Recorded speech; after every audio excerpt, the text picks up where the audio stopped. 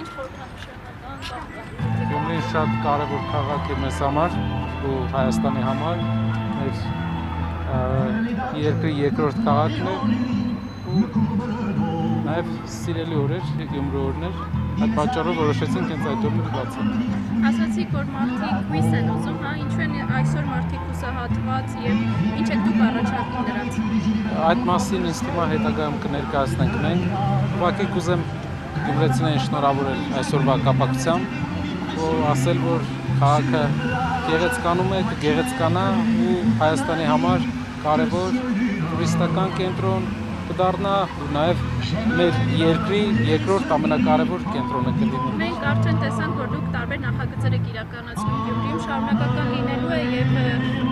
արդեն կան պլաններ ուրիշ նախագծեր։ Այս պահին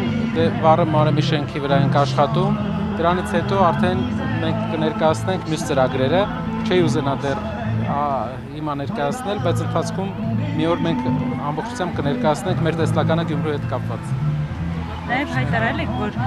շարժումը պետք է ուղի անցնի, հետո արդեն քաղաքական միավոր ստեղծելու մասին խոսեք, երբ է լինելու դա։ Մենք կարծում ենք, որ հունվարին արդեն կարող ենք քաղաքական միավորի մասին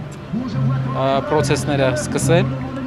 իսկ շարժման ուղին մենք հետագայում կներկայացնենք, թե ինչ է կատարվել այս մեկ ամսվա ընթացքում եւ ինչ աշխատանքներ են կատարվել շարժման անդամների եւ հազարավոր կամավորների շնորհիվ մեր երկրում։